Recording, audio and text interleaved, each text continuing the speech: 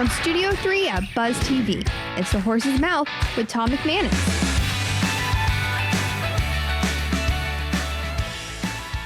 All right, welcome into another edition of The Horse's Mouth. Here, Tommy Max, of course, at my bar, listening to stories all across the region. Everyone's welcome to have a seat at my bar on the show. Brought to our good friends at Dasher and at Hot Spring Spas of Jacksonville. It's a B. Teal segment with Brian Sexton. Let's say hi to Brian. Hey, Brian. How are you, my friend? I'm Teal. You are Teal. What does it mean to be Teal, do you think? Well, it means different things to different people, right? I mean, what does it mean to live in North Florida, right? Because teal isn't just the Jaguars color, it's the color of North Florida over the years. That's true. And how in the 30 years that I've been with the Jaguars, how it's grown to encompass something that keeps all of us in a commonality, right? Yeah, absolutely. So, it makes me feel like Duval. 100%. You know what I mean? I mean, it's kind of like that. Well, so, I mean, Jags fan right here. Yeah. We can't see the tattoo, but That's you right. tell us what it means to be teal. Because you're 26 and you've been teal your whole life. Nick, welcome back to the show, man. Thank you. I mean, I can tell you, being teal, it definitely feels a little bit better when we're winning. Yeah.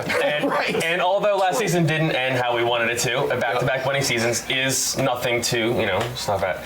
04-05 is last time we did that, so it's been a couple decades. Okay. So but when you travel, because I assume you travel, are you always, I mean, when the wheels hit the ground, I was in San Francisco last week, and I loved it. It was great. We were in Napa Valley, but when the wheels hit down and I was home, there's just nothing like home. And I'm from Kansas, so there's nothing like Kansas, right? Click my heels together, and there's nothing like Jacksonville, Atlantic Beach. And there's something about when you go away and then you come back, you appreciate where you're from. 100%. Absolutely. I mean, you come back and you look at the beach, nice sunset after being somewhere that's completely different than this environment. So it means a lot to be a part of the Be Teal to me is like Duval. It's working hard, being good to your fellow neighbor, and enjoying life, because we got a lot to enjoy around here. It means something different to everybody. That's right. All right, Lori Camp is here to talk digital marketing. Soul Sisters Digital Design. Hey, how are you? Welcome to the show. Thank you. Thanks for having me. How long you been in the digital marketing space? So about 2 years. Okay. Which is about as old as it is, right? I mean, it changes so dramatically all the time. You're an OG. I would say since the beginning.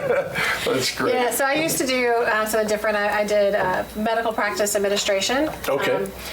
COVID hit, decided to take a slightly different path, and started doing digital marketing, and I love it. So Soul Sisters is named after your business partner. Yeah, so me and Melissa Chapman, she and I have been friends for a really long time. Okay. Good. And we talked about doing a business together, and we never found the right kind of venue. She's been in higher education and software development, but she's like, you know what? Let's do it together. So we started Soul Sisters. Just seemed appropriate because we are like sisters of the soul. Yep, love it. Love it. And we really focus on small business. We really want to help those small businesses compete. And be able to help them where a lot of times, like an ideal client for us would not be, say, a franchise necessarily, because they're limited on what we can do. But for small guys and small to medium, we can really help. And it's soup to nuts. So we're talking, do the website, the search engine optimization, the digital side, the social media, which is massive right now. Social media. And the other thing is that we recently started a CRM, CSM, because we recognize that these business owners are so busy just doing the business. They don't have time to keep up with this platform to do emails, and this platform to do social media, and this platform to do the Google business page. So it brings it all together, and they're able to manage everything from their phone. How do you get small business owners to give up the digital marketing side? My wife owns a boutique, a fitness boutique, and she's like, I got to do it myself. The social media marketing. She's like, she does it all.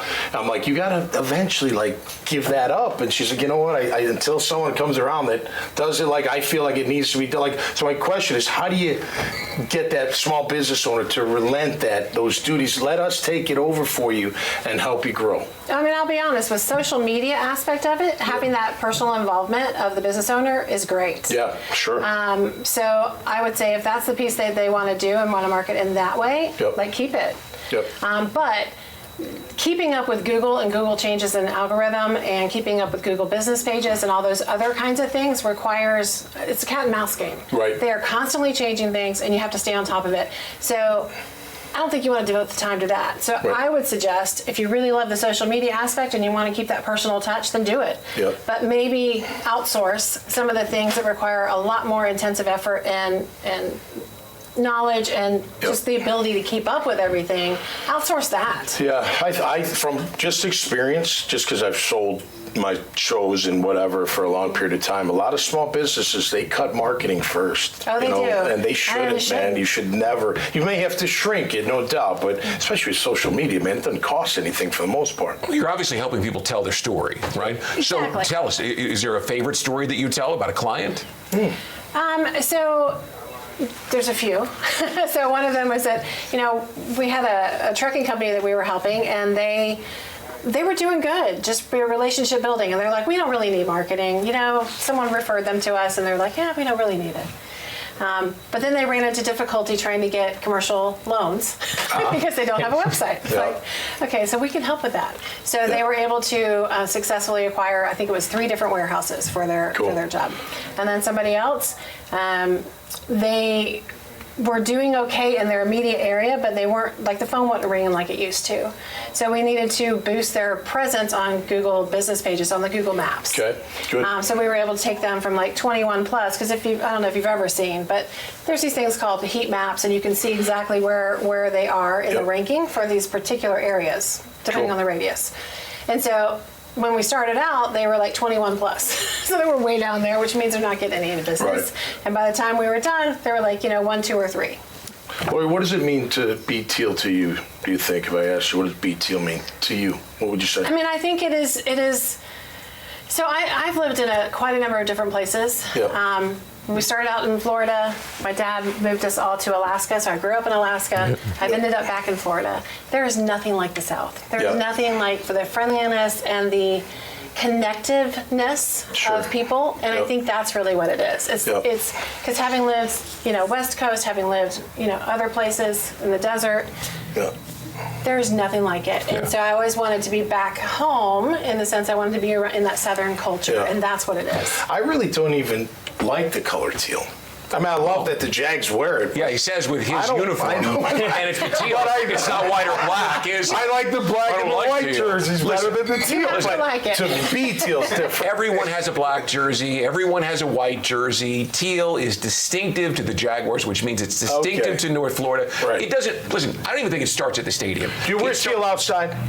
Like when you get ready to go out at night, you grabbing your favorite teal shirt or not? Depends on where I'm going. Okay. Right? And I don't have that many teal shirts. They're all Jaguar logos on them, so I do wear them. Here's my point. Teal starts in the neighborhoods. It starts in the restaurants. It starts in the community. It filters through the stadium where that connectedness brings everybody together, especially when the team is winning, like Nick said. But being teal means being proud of being in Jackson. Bold city, but great. Duval till we die, that's be teal. That's a big part of it, you bet. But it's bigger than that even. Yeah, absolutely. Well, listen, it's been great having you on the show. Best of luck in your endeavor. And I know you're doing great at Triad, man, with the lending and the manufactured homes. And I know that can be challenging. Do you guys do a lot of marketing with what you do? Do you have to do a lot of marketing? There is an incredible amount of marketing. There's conventions that certain people in the company go to.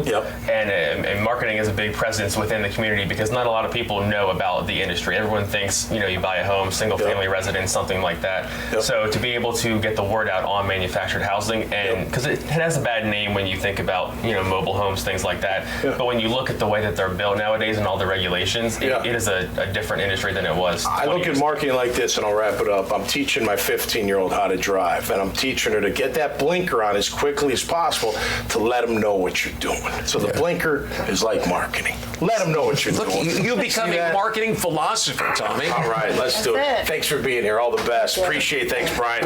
All right, make sure you check out their great profiles, this conversation, and so many others right from this bar at the dailynewsnetwork.com website. Until next time, y'all stay safe out there and be cool, and we'll see you right here on The Horse's Mouth. Cheers. The coach should be going to bed at night thinking about the athlete and how they're going to help that athlete improve. They shouldn't be worrying about how am I going to quantify their improvement, or am I going to have to keep up with all this information? Those things that are kind of background to the coach focusing there on the athlete. And so what Dasher does is it takes all those side things away, allowing the coach to focus then on the athlete.